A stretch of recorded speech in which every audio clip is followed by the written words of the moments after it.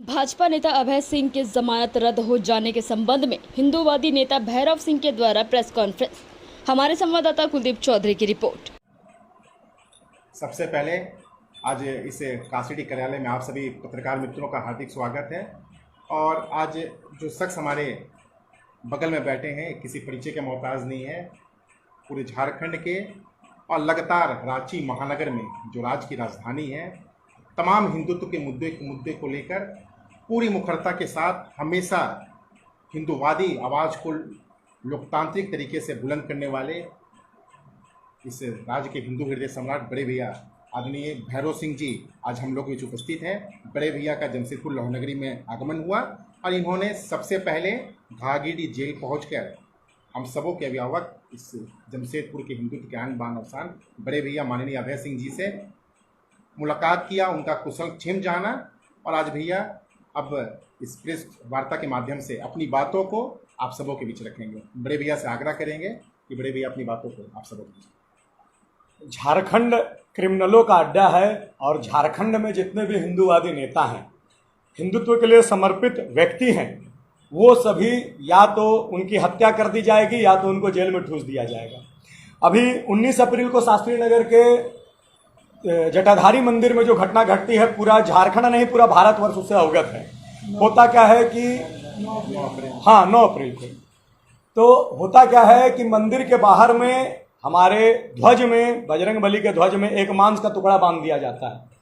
और उस विषय को लेकर के जब हिंदू समाज के लोग आवाज उठाते हैं तो उसके प्रतिक्रिया स्वरूप वहां सामने हो रहे इफ्तार पार्टी से आते हैं और हजारों की संख्या में तथा कथित, जिसको शांति दूत आप कह सकते हैं अपने लैंग्वेज में, वो आते हैं और मंदिर में पत्थरबाजी कर देते हैं, जिससे सबसे ज्यादा जख्मी पुलिसकर्मी होते हैं। और जब पुलिस का सहयोग करने के लिए वहां हिंदू पहुंचते हैं तो उन हिंदुओं को भी जख्मी कर दिया जाता है मार करके। और अंततः किसने मांस लटकाया, किसने मंदिर पर आक्रमण किया, इसकी कोई जांच नहीं होती है। और हमारे जो निर्दोष हैं, हमारे जो हिंदूवादी नेता हैं झारखंड के जमशेदपुर में, जिनके कारण हिंदुत्व सुरक्षित है, ऐसे अभय सिंह जी को और उनके 32 साथियों को पकड़ कर के जेल में ठूस दिया जाता है।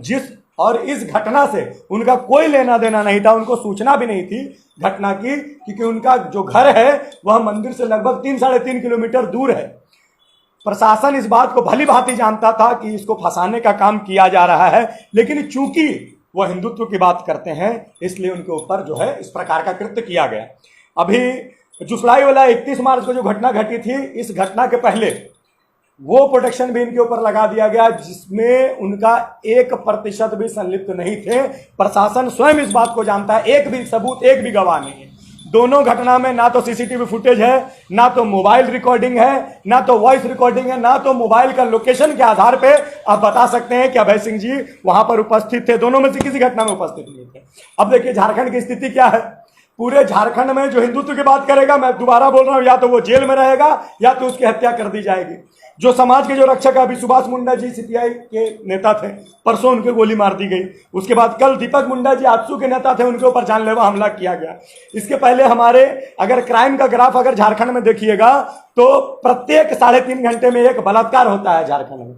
अभी ऐसी स्थिति हो गई है, प्रत्येक 6 घंटे में एक हत्या हो रही है, प्रत्येक 2 घंटे में कहीं ना कहीं गोली चल रही है, प्रत्येक आधे घंटे में कहीं ना कहीं छिनतई, लूट, मारकाट हो रहा है। तो झारखंड जो है वह आतंकवादियों का और रोहिंग्या मुसलमानों का, बांग्लादेशी मुसलमानों का अड्डा बन चुका है, जहां संथाल परगना में 10,000 एकड़ जमीन संथाल के लोगों का जो है, वहां के रोहिंग्या मुसलमानों के द्वारा वहां आदिवासी बहनों का जो है शोषण करके उनके माध्यम से जो खरीद लिया गया है। तो इस प्रकार की घटना को बढ़ावा देना, झारखंड सरकार के संरक्षण में केवल और केवल अपराधी पनपेंगे, हत्याएं बढ़ेंगी, बलात्कार बढ़ेंगे, हिंदूवादी नेता जेल जाएंगे, उनके परिवार को प्रताड़ित किया जाएगा। और जो नहीं होगा वो यहाँ के लोगों को रोजगार नहीं मिलेगा, यहाँ के सिविल सर्विसेज की परीक्षाएं नहीं होंगी, यहाँ के शिक्षा व्यवस्था सुदृढ़ नहीं होगा, यहाँ का जो सुरक्षा, महिलाओं की सुरक्षा व्यवस्था है वो सुदृढ़ नहीं होगा।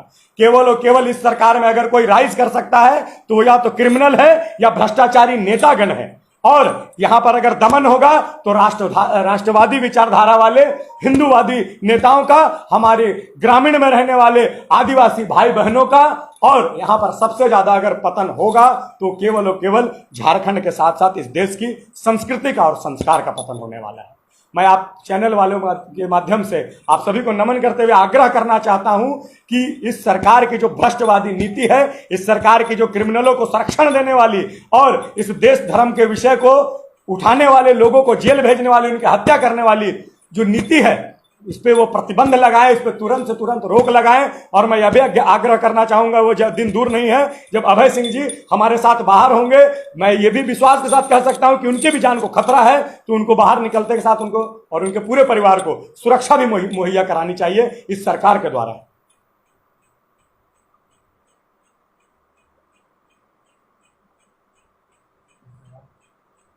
कोई प्रश्न है तो